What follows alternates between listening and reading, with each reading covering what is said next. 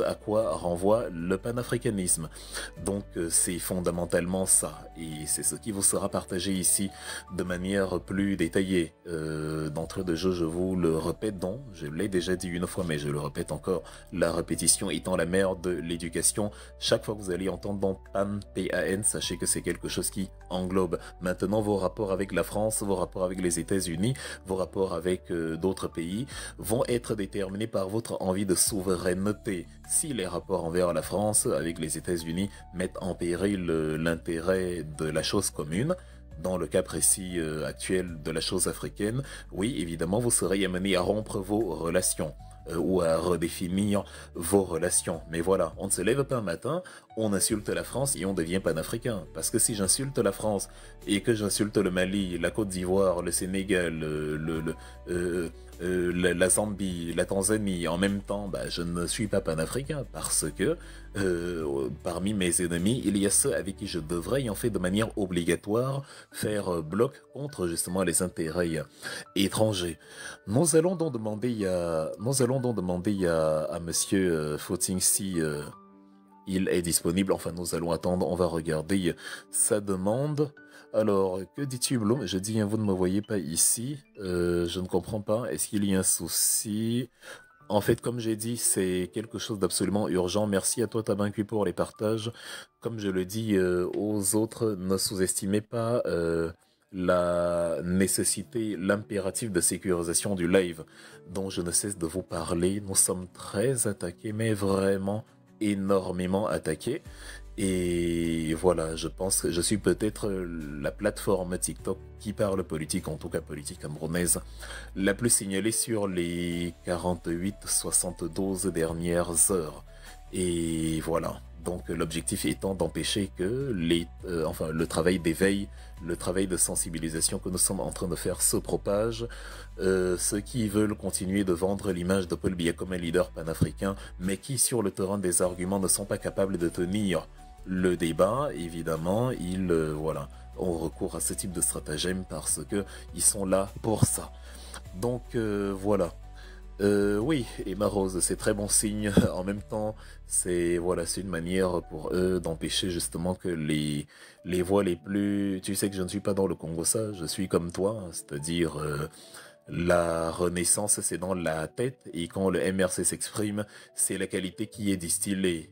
Ceux qui n'ont que les ragots de bar à partager, ceux qui sont incapables de monter sur le panel quand on leur demande venez donc débattre, qu'est-ce que tu veux qu'ils fassent d'autre si ce n'est de nous museler comme ils le font actuellement. Donc voilà, c'est pour ça que les partages, les tapotages sont voilà, lebenswichtig comme disent les Allemands, ce sont des besoins vitaux, sinon on aura du mal à fonctionner. Aujourd'hui même, cet après-midi, lors de la petite séance questions-réponses que je faisais, on a été signalé, et alors qu'on approchait déjà les 400 personnes, le chiffre a dégringolé pour se maintenir autour des 200-240.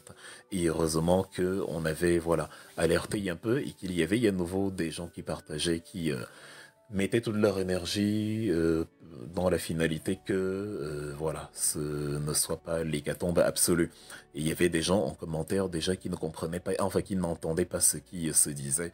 Donc finalement, j'ai, comme il y a 2 jours, prématurément interrompu le live. Ça fait énormément plaisir à nos ennemis, évidemment, mais je n'aimerais pas que ça arrive encore cette fois, parce que l'AP Footing doit avoir la possibilité de détailler son intervention sur le panafricanisme de A à Z. Voilà, donc cher ami, tu es appelé à envoyer ta demande s'il te plaît. Donc nous allons t'attendre. Il ne faut pas que je commence ta conférence à ta place. Ce serait, voilà, surtout qu'on est un peu deux animaux de la même nature. Je pourrais y avoir du mal à m'arrêter.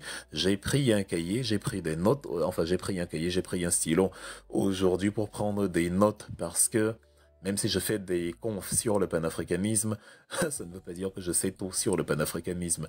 Le titre même est abusé quand on dit tout savoir sur le panafricanisme. Il n'est pas possible de tout savoir sur le panafricanisme. Si je prends les conférences panafricaines qui ont commencé en 1900 à Londres, chaque conférence panafricaine peut faire l'objet d'une conférence entière. Je peux dire aujourd'hui, le thème c'est la conférence panafricaine de Londres de 1900.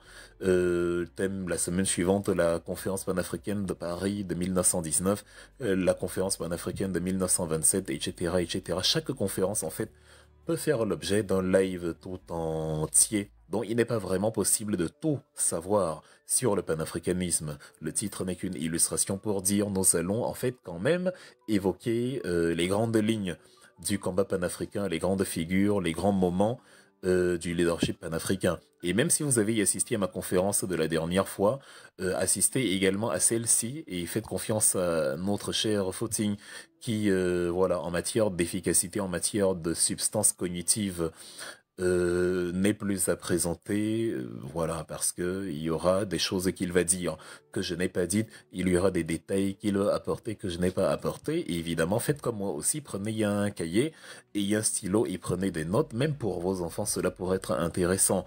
On n'enseigne pas le panafricanisme dans nos écoles, du moins on ne donne pas les détails qui sont donnés dans certaines de nos conférences TikTok. Donc voilà, c'est une école virtuelle, c'est une salle de classe digitale, c'est une arme d'intelligence massive qui peut, pour les générations futures, énormément servir parce que beaucoup de gens apprennent via les lives TikTok, beaucoup de gens sont incités à faire des recherches et beaucoup de gens se mettent à débattre et améliorent leurs compétences dans les débats rien que parce qu'ils ont assisté à une conférence TikTok sur une thématique qui les intéressait et qui leur a permis d'avoir des connaissances détaillées.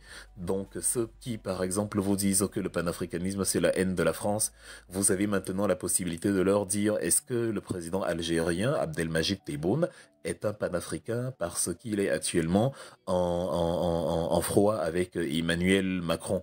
Vous avez la possibilité de leur opposer ce type d'argument et de leur dire que Abdelmajid Tebboune ne peut pas être panafricain parce que les Africains notamment du sud du Sahara sont traités comme voilà de la viande de brousse carrément dans le désert par certains citoyens algériens.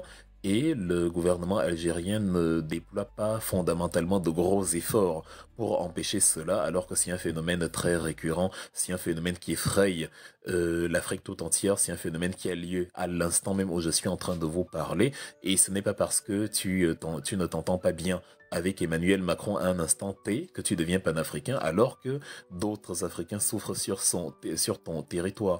C'est la même chose avec le président tunisien Kais Saied, qui, pour une raison ou pour une autre, peut ne pas être en bon rapport avec Paris demain, et qui ne devient pas panafricain pour autant, vu qu'il n'hésite pas à voilà, faire de l'incitation carrément à la xénophobie, avec des paroles incendiaires qui ont amené beaucoup de Tunisiens, il y a quelques mois encore, à mener des manifestations meurtrières contre certains citoyens sans papier, notamment du Canada, enfin de la Tunisie, et certains citoyens qui avaient bien leur papier, étaient en règle en Tunisie, mais qui voilà, ont passé un sale quart d'heure. Donc, avoir justement l'envie d'assister et avoir la constance d'assister à ce type de conférence où on vous édifie sur les questions panafricaines vous aide à justement avoir les outils argumentatifs pour expliquer à ceux qui vendent le panafricanisme comme étant l'amour de la France que c'est beaucoup plus compliqué que ça.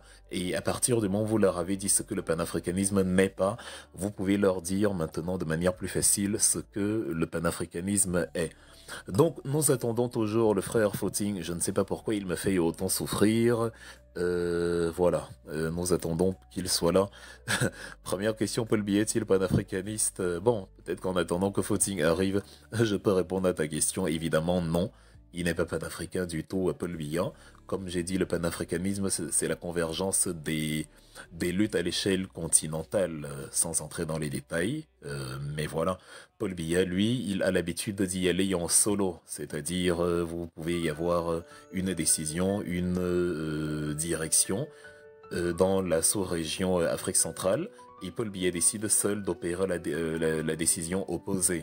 Comme on l'a vu notamment avec les accords de partenariat économique où les dirigeants africains ne voulaient pas signer en 2016 parce qu'ils avaient vu que la capacité industrielle de l'Union européenne allait permettre justement aux Européens de submerger le marché camerounais de leurs produits et par effet psychologique, ça allait plomber le Made in Cameroun. psychologique parce que les clients camerounais, eux, qui ne se posent pas beaucoup de questions parce qu'ils vont se ruer vers le moins cher, allaient justement acheter les produits qui sont moins chers mais qui viennent d'Europe et n'allaient pas regarder la production locale qui, parce qu'elle est encore embryonnaire, voilà, va souffrir de la cherté des prix. Toi qui viens ouvrir une boutique à Yaoundé en tant que Camerounais avec tes faibles financements, évidemment pour rentrer tes faibles capitaux, pour rentrer dans tes frais dans un premier temps, tu es obligé de fixer un prix, voilà, un prix assez conséquent. Par contre, l'Européen qui lui fabrique à l'échelle industrielle va vendre à moitié prix et évidemment tu ne pourras pas tenir la concurrence. C'est ce qui avait poussé dans les pays africains à dire que non, nous on ne va pas dans cette démarche, nous on ne va pas, on ne prend pas cette direction là parce que ce n'est pas très, c'est pas très malin. À moyen et long terme, nous tuons nos propres industries, donc il ne faut pas y aller, il faut rediscuter.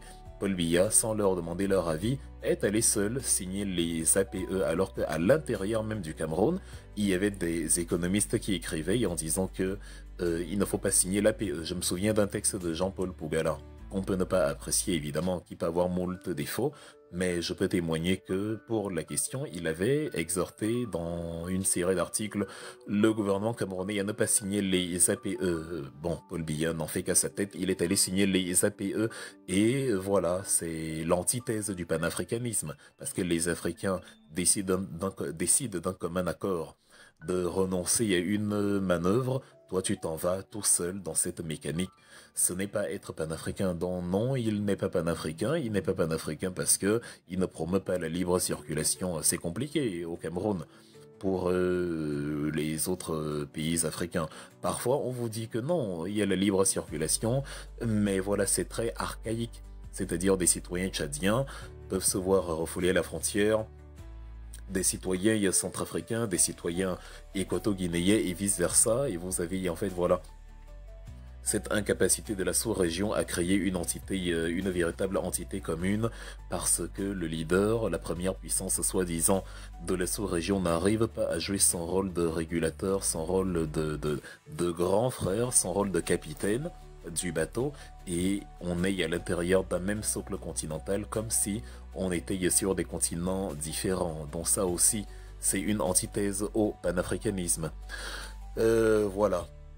Donc, notre cher ami et frère Footing, enfin, après m'avoir torturé pendant environ une demi-heure, vient de faire sa demande. Donc, comme je vous l'ai dit, c'est lui qui va vous entretenir aujourd'hui. C'était compliqué pour moi de tourner en rond, de parler sans, enfin, de parler sans parler. Parce qu'il ne faut pas empiéter sur les plates-bandes de notre invité du jour. Il ne faut pas dire à sa place ce qu'il est censé venir vous dire. Donc voilà, sans transition et tout en vous demandant de partager massivement la conférence, je vous invite, on va le mettre en grand, parce que voilà, je vous invite donc à partager la conférence, à envoyer le maximum de cœur, le maximum de tapotage à notre cher ami Footing, envoyer le maximum de roses, le maximum de, en fait, toutes les manœuvres qui peuvent permettre de contrer, de faire pare-feu contre les signalements que nous subissons ces derniers jours. Je vous invite encore une fois de manière mais vraiment ininterrompue. On va vous le demander tout au long parce que c'est sans arrêt vraiment que nous sommes signalés. Donc, nous sommes 125 personnes pour un début, c'est très bien. Nous espérons que voilà, il y aura davantage de personnes. Donc voilà, il vous fait d'ailleurs le plaisir d'apparaître en vidéo, le frère Footing. Donc les jeunes femmes qui sont là, concentrez-vous sur le thème du jour et ne vous laissez pas amadouer par sa superbe tunique. Et voilà. Nous allons parler donc du panafricanisme avec notre cher Footing.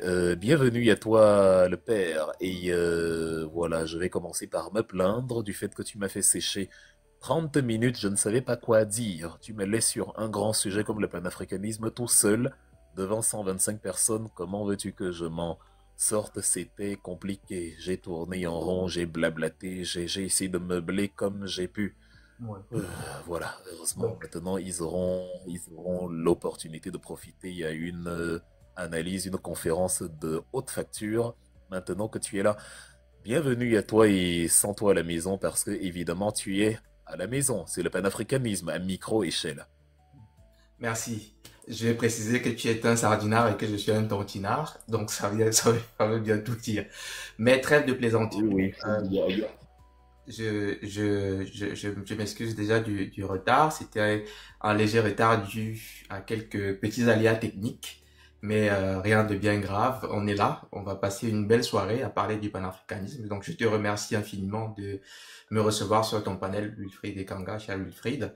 L'homme qu'on ne présente plus. Je suis pas adepte des honneurs posthumes. J'ai toujours pour habitude de dire qu'il est peu possible pour un homme, pour un humain de totaliser autant de connaissances que toi tu réussis à le faire. Donc, c'est À avec fond le camp. humilité que je vais essayer ici de faire un live sur le panafricanisme, sachant que toi, si tu avais voulu le faire, si tu avais voulu t'engager, tu aurais certainement fait beaucoup mieux que moi avec toutes les connaissances que tu as. Je vais essayer donc avec les modestes connaissances que moi j'ai d'entretenir l'auditoire sur le panafricanisme aujourd'hui. Euh, je te dis encore une fois toutes mes excuses parce qu'effectivement, tu as dû attendre un tout petit peu. On avait pris rendez-vous pour 20 heures. Je suis là un peu plus tard que 20 heures. Je m'excuse auprès de toi, mais également auprès de tous ceux qui te suivent et qui m'attendaient depuis 20 heures. C'est aussi parfois nécessaire de laisser un petit peu que les gens se connectent avant d'initier avec les bonnes choses. Donc, merci à toi encore une fois de me recevoir ce soir pour un échange sur le panafricanisme avec les personnes qui te suivent, avec tes followers, tes fans, tes nombreux fans d'ailleurs, qui te suivent. Ce sera avec grand plaisir que je vais partager avec eux ce soir mes modestes connaissances. Donc, il y a quelqu'un qui dit le live bug. Marlise. Apparemment, ils ont commencé, ça ne tarde pas, hein.